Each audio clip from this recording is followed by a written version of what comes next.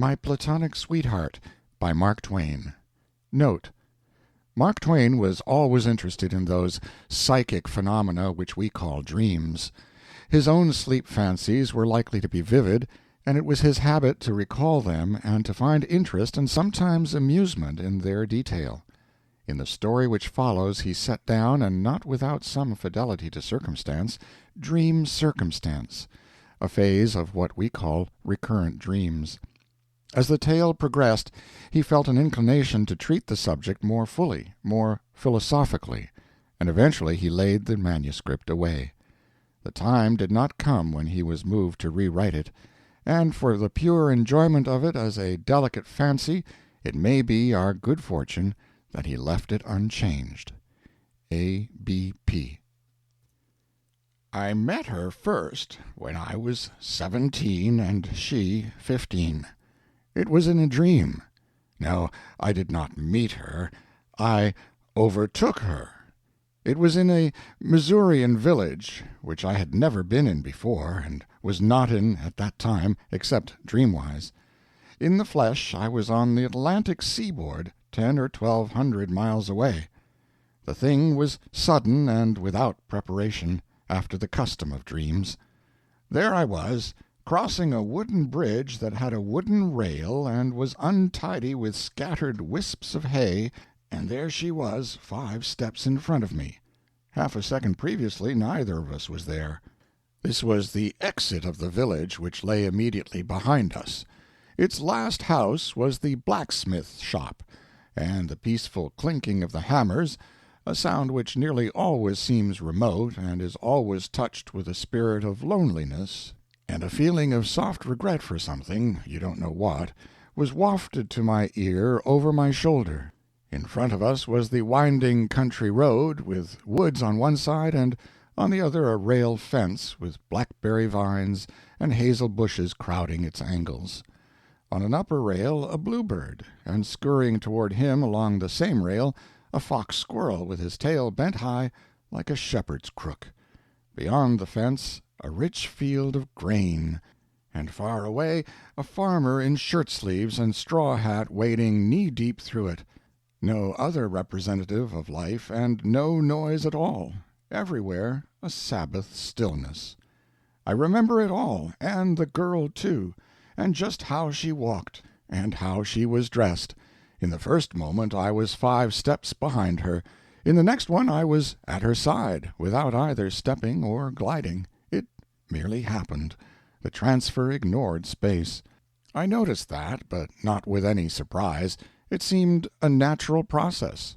I was at her side.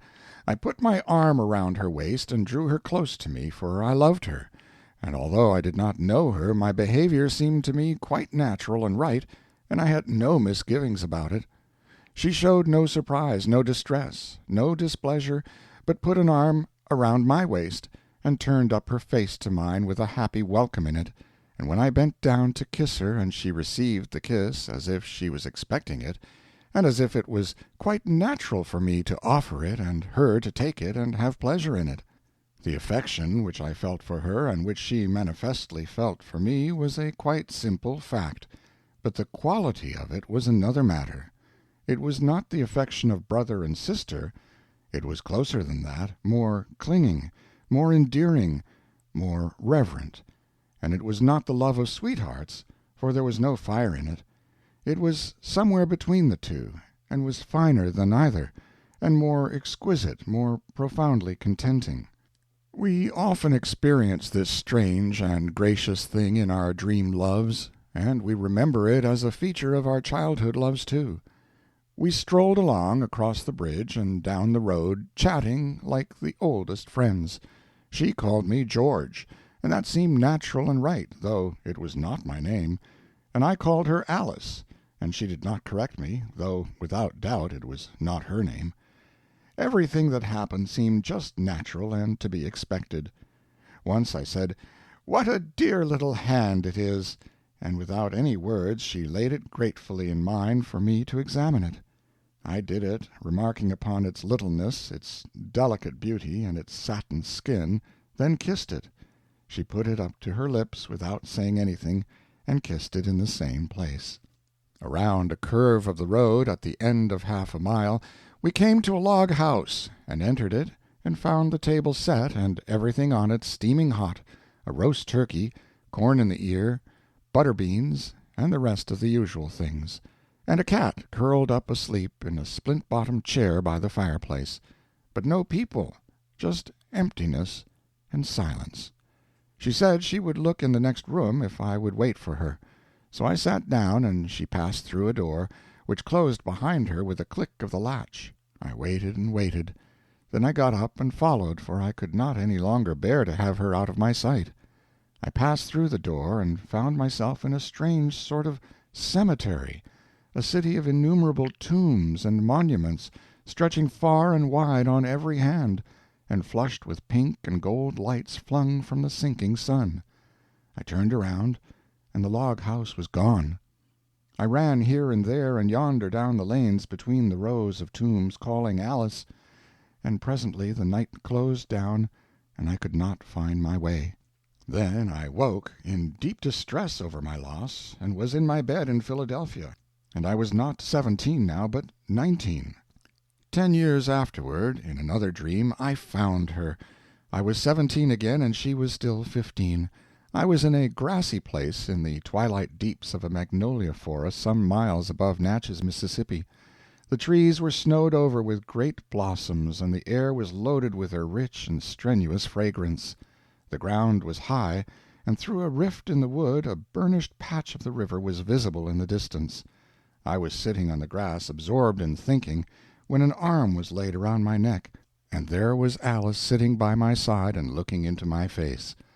A deep and satisfied happiness and an unwordable gratitude rose in me, but with it there was no feeling of surprise, and there was no sense of a time-lapse. The 10 years amounted to hardly even a yesterday, indeed, to hardly even a noticeable fraction of it. We dropped in the tranquilest way into affectionate caressings and pettings, and chatted along without a reference to the separation, which was natural, for I think we did not know there had been any that one might measure with either clock or almanac. She called me Jack, and I called her Helen, and those seemed the right and proper names, and perhaps neither of us suspected that we had ever borne others, or if we did suspect it, it was probably not a matter of consequence. She had been beautiful 10 years before. She was just as beautiful still, girlishly young and sweet and innocent, and she was still that now. She had had blue eyes, a hair of flossy gold before. She had black hair now, and dark brown eyes. I noted these differences, but they did not suggest change. To me she was the same girl she was before, absolutely. It never occurred to me to ask what became of the log house. I doubt if I even thought of it. We were living in a simple and natural and beautiful world where everything that happened was natural and right, and was not perplexed with the unexpected or with any forms of surprise, and so there was no occasion for explanations and no interest attaching to such things. We had a dear and pleasant time together, and were like a couple of ignorant and contented children. Helen had a summer hat on. She took it off presently, and said, "It was in the way. Now you can kiss me better." It seemed to me merely a bit of courteous and considerate wisdom, nothing more, and a natural thing for her to think of and do. We went wandering through the woods, and came to a limpid and shallow stream a matter of 3 yards wide. She said, "I must not get my feet wet, dear. Carry me over." I took her in my arms and gave her my hat to hold. This was to keep my own feet from getting wet. I did not know why this should have that effect. I merely knew it, and she knew it, too. I crossed the stream and said I would go on carrying her because it was so pleasant, and she said it was pleasant to her, too, and wished we had thought of it sooner. It seemed to me a pity that we should have walked so far, both of us on foot, when we could have been having this higher enjoyment, and I spoke of it regretfully, as a something lost which could never be got back. She was troubled about it, too, and said there must be some way to get it back, and she would think. After musing deeply a little while, she looked up radiant and proud, and said she had found it. "Carry me back and start over again." I can see now that was no solution, but at the time it seemed luminous with intelligence, and I believed that there was not another little head in the world that could have worked out that difficult problem with such swiftness and success. I told her that, and it pleased her, and she said she was glad it all happened so that I could see how capable she was. After thinking a moment, she added that it was quite atrious. The word seemed to mean something, I do not know why. In fact, it seemed to cover the whole ground and leave nothing more to say. I admired the nice aptness and the flashing felicity of the phrase, and was filled with respect for the marvelous mind that had been able to engender it. I think less of it now. It is a noticeable fact that the intellectual coinage of dreamland often passes for more there than it would fetch here. Many a time, in after years, my dream sweetheart threw off golden sayings which crumbled to ashes under my pencil when I was setting them down in my notebook after breakfast. I carried her back and started over again, and all the long afternoon I bore her in my arms, miles upon miles, and it never occurred to either of us that there was anything remarkable in a youth like me being able to carry that sweet bundle around half a day without some sense of fatigue or need of rest. There are many dream worlds, but none is so rightly and reasonably and pleasantly arranged as that one. After dark we reached a great plantation house, and it was her home. I carried her in, and the family knew me and I knew them, although we had not met before. And the mother asked me with ill-disguised anxiety how much 12 times 14 was, and I said 135, and she put it down on a piece of paper, saying it was her habit in the process of perfecting her education not to trust important particulars to her memory. And her husband was offering me a chair, but noticed that Helen was asleep, so he said it would be best not to disturb her, and he backed me softly against a wardrobe and said I could stand more easily now. Then a negro came in, bowing humbly, with his slouch hat in his hand, and asked me if I would have my measure taken. The question did not surprise me, but it confused me and worried me, and I said I should like to have advice about it. He started toward the door to call advisers. Then he and the family and the lights began to grow dim, and in a few moments the place was pitch dark. But straightway there came a flood of moonlight and a gust of cold wind, and I found myself crossing a frozen lake, and my arms were empty. The wave of grief that swept through me woke me up, and I was sitting at my desk in the newspaper office in San Francisco, and I noticed by the clock that I had been asleep less than 2 minutes. And what was of more consequence, I was 29 years old. That was 1864. The next year and the year after I had momentary glimpses of my dream sweetheart, but nothing more. These are set down in my notebooks under their proper dates, but with no talks nor other particulars added, which is sufficient evidence to me that there were none to add. In both of these instances there was the sudden meeting and recognition, the eager approach, then the instant disappearance, leaving the world empty and of no worth. I remember the 2 images quite well. In fact, I remember all the images of that spirit, and can bring them before me without help of my notebook.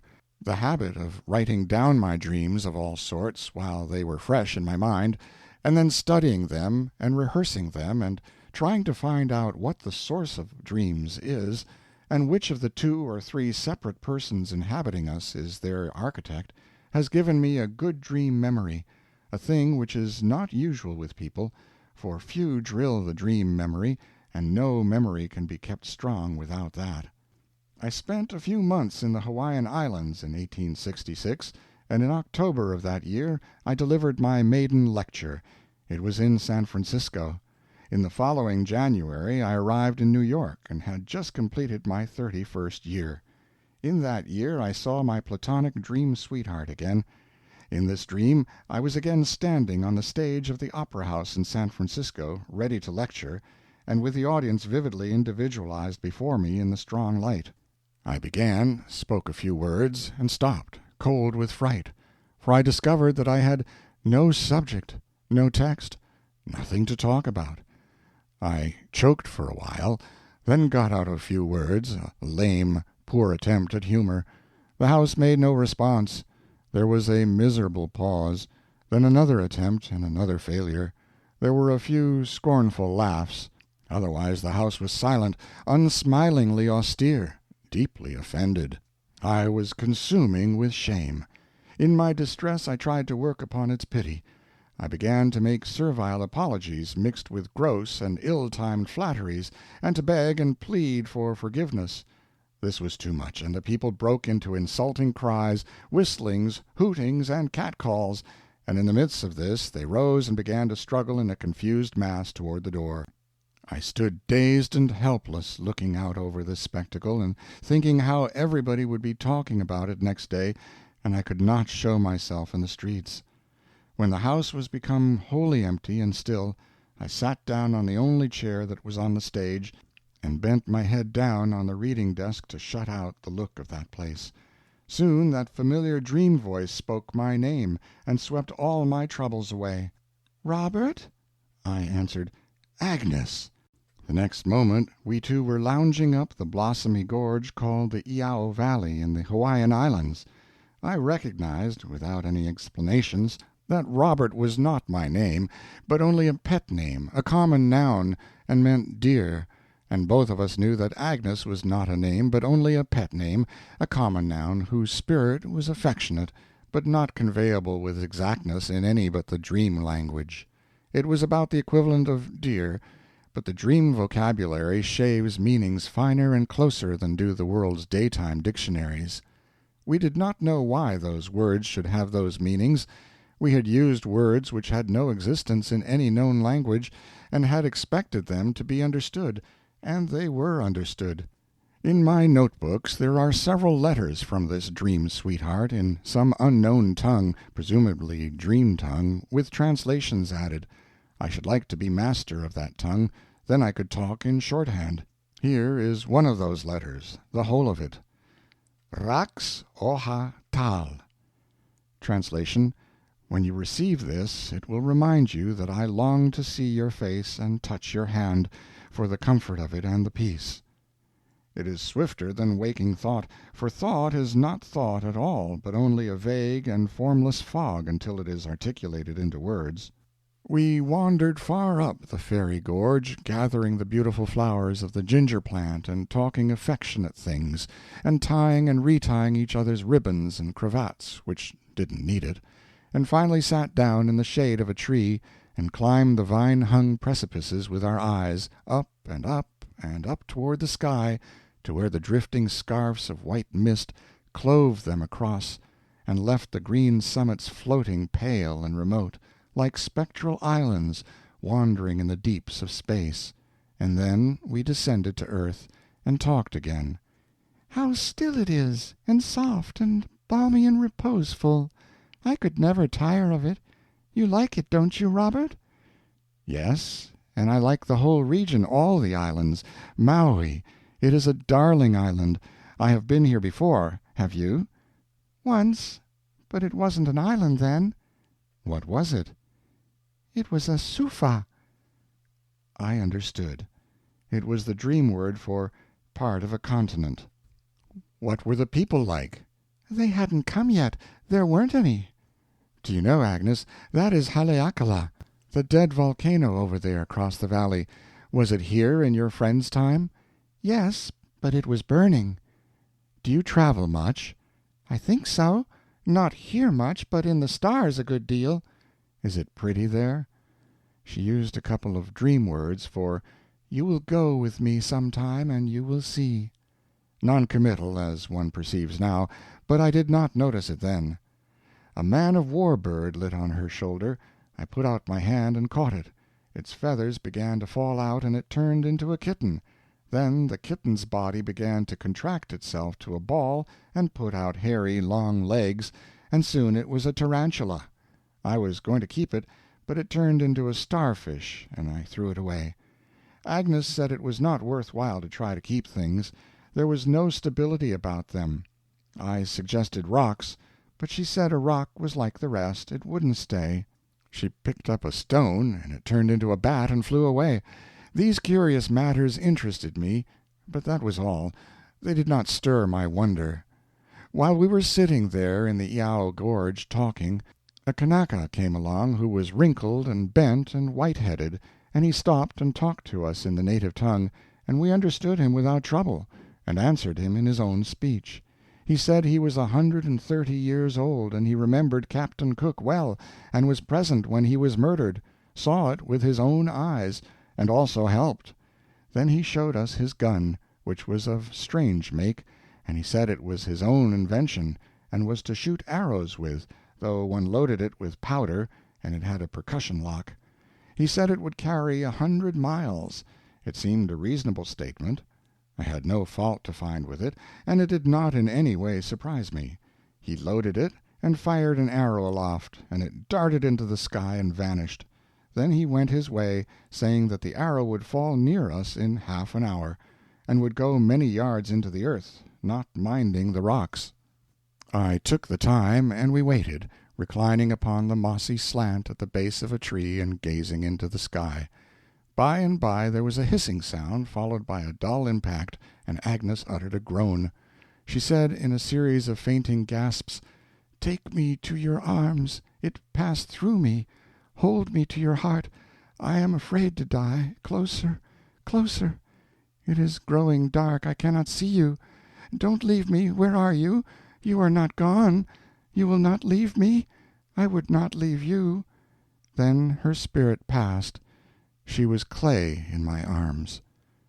The scene changed in an instant, and I was awake and crossing Bond Street in New York with a friend, and it was snowing hard. We had been talking, and there had been no observable gaps in the conversation. I doubt if I had made any more than 2 steps while I was asleep. I am satisfied that even the most elaborate and incident-crowded dream is seldom more than a few seconds in length. It would not cost me very much of a strain to believe in Mohammed's 70-year dream, which began when he knocked his glass over, and ended in time for him to catch it before the water was spilled. Within a quarter of an hour I was in my quarters, undressed, ready for bed, and was jotting down my dream in my notebook. A striking thing happened now. I finished my notes, and was just going to turn out the gas when I was caught with a most strenuous gape, for it was very late and I was very drowsy. I fell asleep and dreamed again. What now follows occurred while I was asleep, and when I woke again the gape had completed itself, but not long before, I think, for I was still on my feet. I was in Athens, a city which I had not then seen, but I recognized the Parthenon from the pictures, although it had a fresh look and was in perfect repair. I passed by it and climbed a grassy hill toward a palatial sort of mansion which was built of red terracotta and had a spacious portico, whose roof was supported by a rank of fluted columns with Corinthian capitals.